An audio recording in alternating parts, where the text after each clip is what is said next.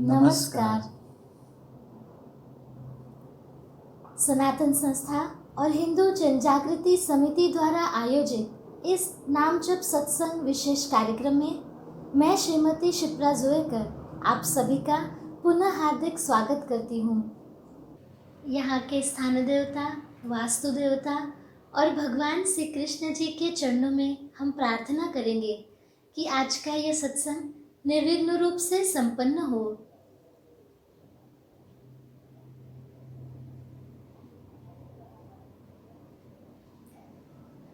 कल के सत्संग में हमने पूजा के उपकरणों की रचना विस्तार से समझ कर ली। आज के सत्संग में हम पूजा सामग्री की रचना और महत्व समझ कर लेंगे।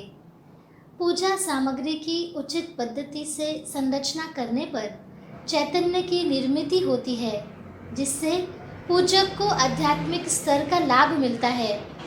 इसी उद्देश्य को ध्यान में रखते हुए इस सत्संग में हम हल्दी, कुमकुम, गुलाल इत्यादि पूजा सामग्री के घटकों का अध्यात्म शास्त्रीय महत्व और उसकी विशेषताओं के बारे में जानकारी लेंगे। इस विषय में सनातन संस्था के धर्म प्रचारक संत सद्गुरु नंद कुमार जादव जी हमारा मार्गदर्शन करेंगे। अब मैं सनातन संस्था के धर्म प्रचारक संत सद्गुरु नंद कुमार जादव जी से प्रार्थना करती हूँ कि हमारा मार्गदर्शन करें। जी, मैं भगवान श्री कृष्ण जी के चरणों में वंदन करता हूँ।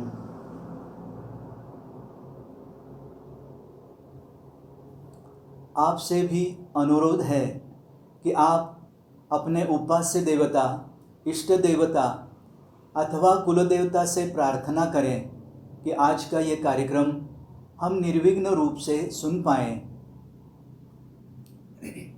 इसके पहले के सत्संगों में हमने जो संरचना देखी वो ब्रह्मांड में कार्यरत पंच महाभूतों का प्रतीक है। जैसे कि हमने आरंभ में देखा कि पृथ्वी, आप, तेज, वायु और आकाश ये 5 तत्व है। आकाश तत्व से वायु तत्व की निर्मिति हुई, फिर वायु तत्व से तेज तत्व, तेज तत्व से आप तत्व निर्माण हुआ और आप तत्व से पृथ्वी तत्व, अर्थात आकाश तत्व से ही अन्य 4 पंच महाभूतों की उत्पत्ति हुई है। इसलिए आकाश तत्व में सर्व तत्वों का एकत्रीकरण होता है, अर्थात आकाश तत्व में सभी तत्व समा जाते हैं। आकाश तत्व पूजा घर के ऊपरी नुकीले भाग से संबंधित होता है। इस भाग द्वारा प्रक्षेपित तरंगे जीव की आवश्यकतानुसार विशिष्ट पंच तत्वों की सहायता से प्रकट होकर जीव के लिए कार्यरत होती हैं। अभी तक हमने पूजा के उपकरणों की संरचना देखी। इस प्रकार से संरचना कर लेने पर प्रत्यक्ष पूजा आरंभ करते समय पूजा की थाली को सरकाकर पंचपात्र अचमनी को उसकी दाहिनी ओर रखें। इससे पूजा करना अधिक सुविधाजनक होता है। आज के सत्संग में पूजा सामग्री की रचना, उसका पूजक को होने वाला लाभ और हल्दी कुमकुम का महत्व, इस विषय को हम समझ कर लेंगे। सद्गुरु जादव जी, जैसा कि अभी आपने बताया कि देवता पूजन के घटकों की एवं उपकरणों की संरचना पंच तत्वों के स्तर के अनुसार किए जाने से पूजक को लाभ होते हैं। हाँ, तो कौन से लाभ होते हैं ये भी हमें बताइए। जी बताता हूँ जी। पूजा के उपकरणों की संरचना पंच तत्वों के स्तरानुसार किए जाने पर मुख्यतः 5 लाभ होते हैं। पहला लाभ है कि इस प्रकार की रचना करने पर पंच तत्वों का उचित संतुलन होता है, जिस कारण पूजक को देवताओं द्वारा प्रक्षेपित चैतन्य का अधिकाधिक लाभ मिल पाता है। दूसरा लाभ, पूजा आरंभ करने से पूर्व पूजक प्रार्थना कर देवताओं का आवाहन करता है। इससे देवताओं के लिए तरंगों के रूप में पंच तत्वों की सहायता से पूजा स्थल पर आना सरल होता है। तीसरा लाभ, इन तरंगों के कारण संरचना का प्रत्येक घटक देवताओं की तरंगों से युक्त होता है और पूजा स्थल के आसपास का वायुमंडल भी शुद्ध होता है। चौथा लाभ, यह लाभ महत्वपूर्ण है क्योंकि इस प्रकार की संरचना का परिणाम पूजक पर भी होता है, अर्थात पूजक की सात्विकता बढ़ती है।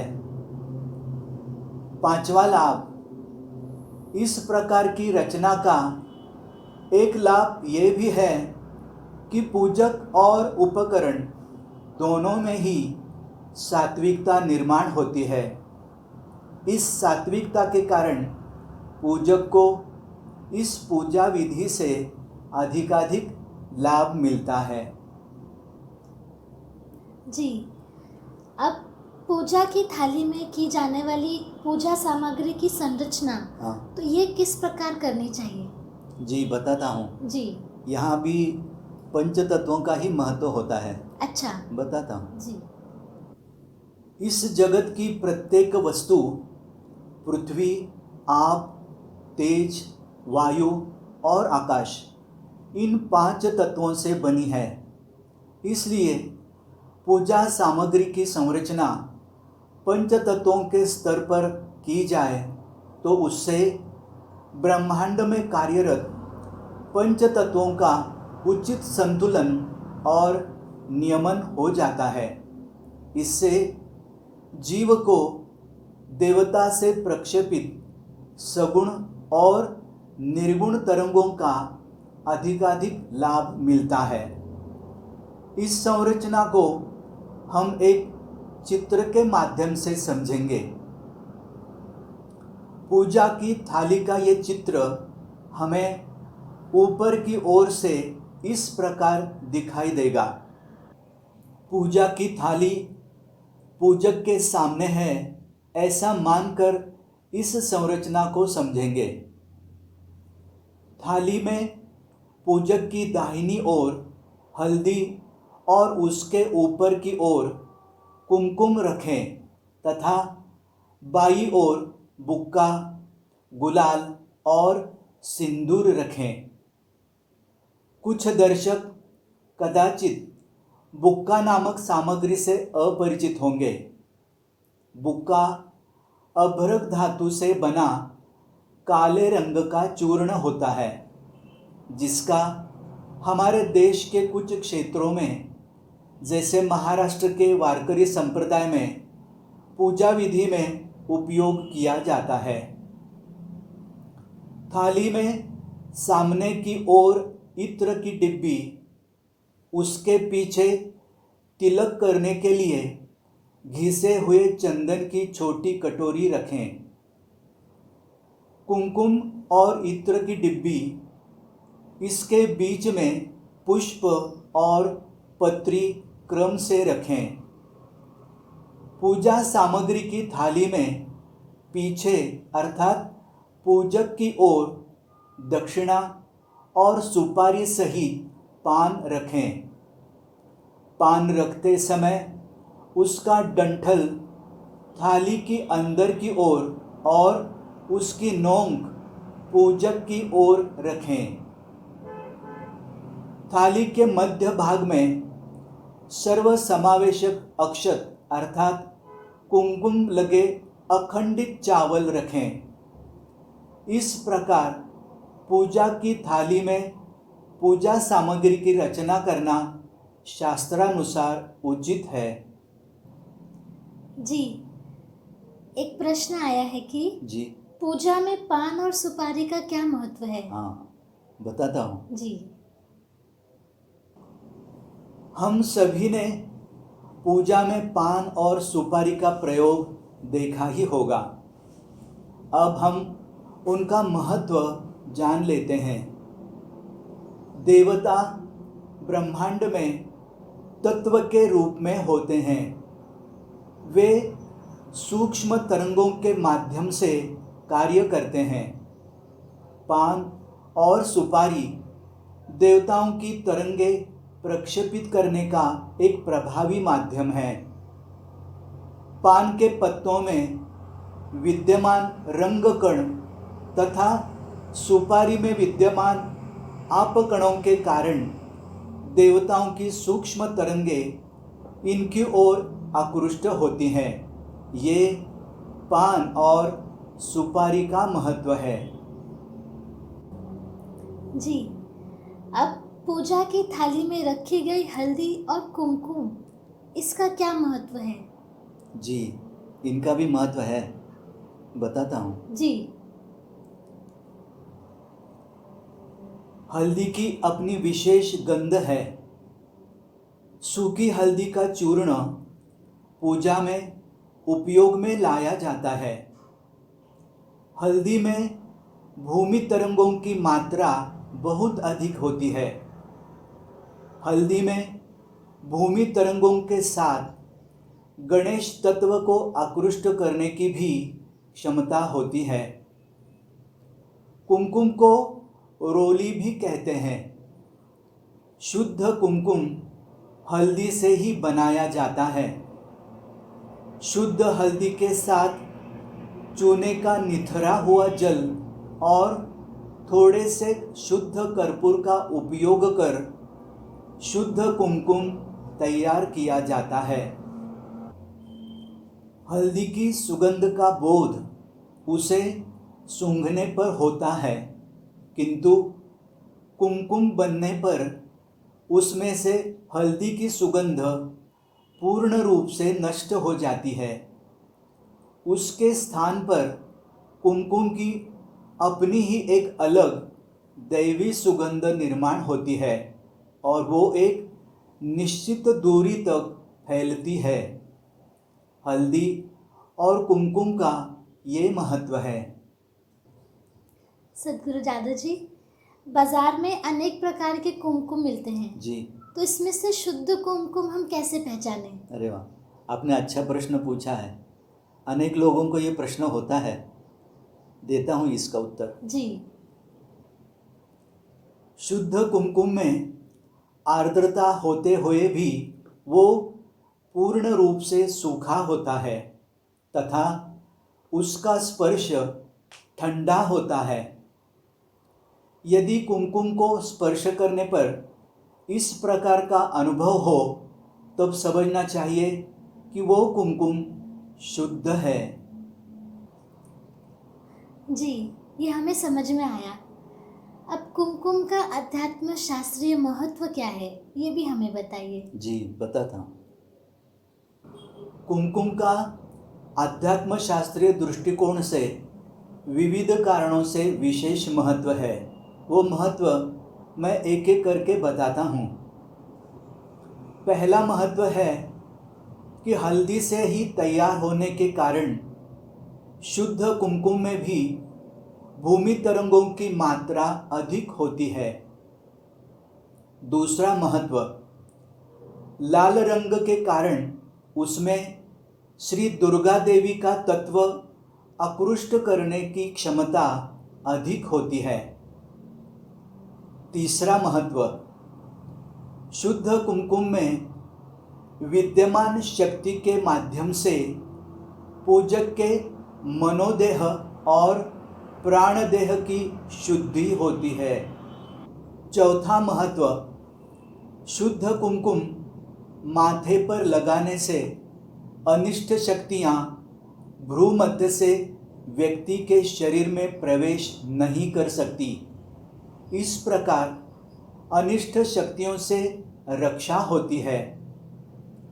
देवी पूजन में विशेष रूप से हल्दी और कुमकुम का महत्व है। देवी के मंत्र अथवा सहस्त्र नामावली का पठन कर देवी को कुमकुम चढ़ाया जाता है, जिसे कुमकुमार्चन कहते हैं। जी, हल्दी कुमकुम के साथ साथ गुलाल का भी उपयोग पूजा में किया जाता है। हाँ तो उसका महत्व क्या होता है? जी, उसका भी महत्व है, वो बताता हूँ। जी। हल्दी और कुमकुम के साथ देवता पूजन में उपयोग में आने वाला और एक घटक है गुलाल। अध्यात्म शास्त्र की दृष्टि से गुलाल से निर्माण होने वाली गंध तरंगों की ओर ब्रह्मांड से शक्ति तत्व आकृष्ट होता है। गुलाल के कारण वायुमंडल की चैतन्य युक्त सुप्त तरंगे प्रवाही बनती है। उनका लाभ पूजक को होता है। ये महत्व है गुलाल का। अब हम नामजप की प्रत्यक्ष कृति करेंगे। विज्ञान में तात्विक अर्थात थ्योरी के लिए अधिक अंक और प्रैक्टिकल अर्थात कृति के लिए कम अंक होते हैं, लेकिन अध्यात्म में तात्विक भाग को केवल 2% ही महत्व है और प्रत्यक्ष कृति अर्थात साधना को 98% महत्व होता है। तो आइए हम भी इसी का अनुभव लेने का प्रयास करते हैं। अब हम नामजप की प्रत्यक्ष कृति करेंगे। नामजप करते समय अधिकांशतः मन में विचार आते हैं।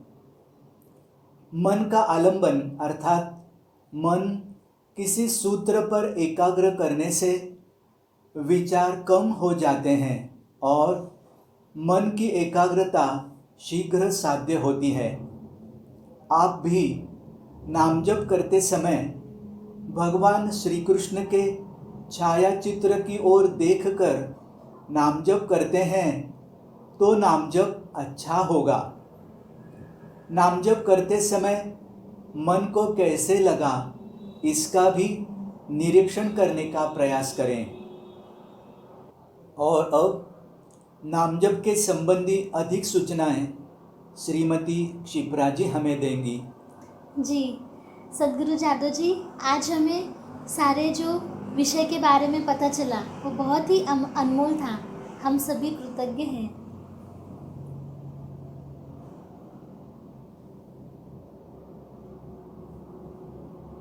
अब हम भगवान श्री कृष्ण जी का नामजप ऑडियो के द्वारा लगाएंगे।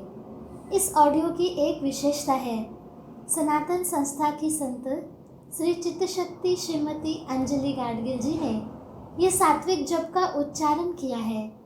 यदि आपके उपास्य देवता अथवा कुल देवता अलग हैं और आपको उनका नाम जप करना हो तो आप कृपया ऑडियो म्यूट कर सकते हैं और नाम जप कर सकते हैं। आज प्रत्यक्ष संतों की वंदनीय उपस्थिति में हमें नाम जप करने का अवसर मिल रहा है। हम इसकी अनुभूति लेंगे।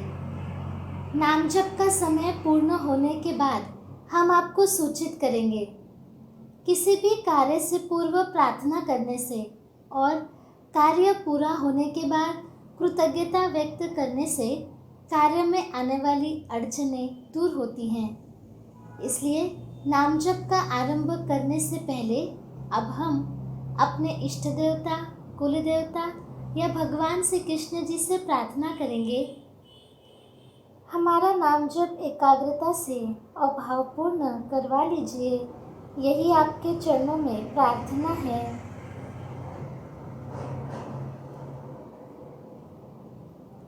अब हम प्रत्यक्ष नाम जप को आरंभ करेंगे। ओम नमो भगवते वासुदेवाय। ओम नमो भगवते वासुदेवाय।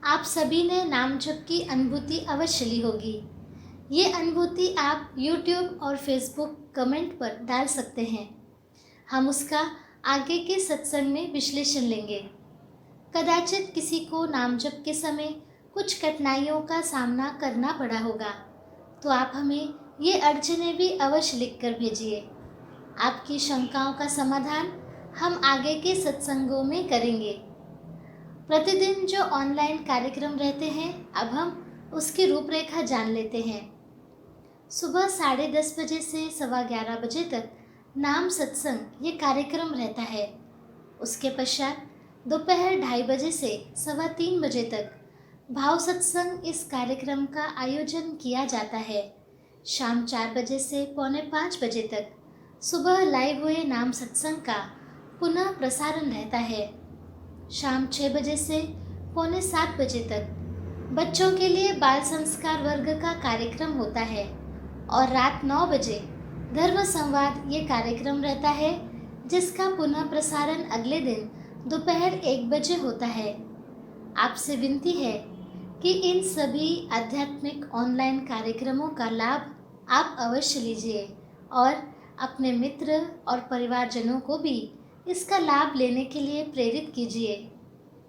भगवान श्री कृष्ण जी की असीम कृपा से हम इस सत्संग का लाभ ले पाए, इसलिए हम भगवान श्री कृष्ण जी के चरणों में कृतज्ञता व्यक्त करते हैं।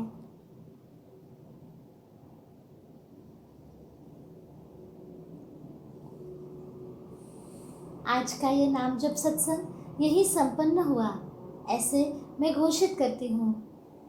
नमस्कार।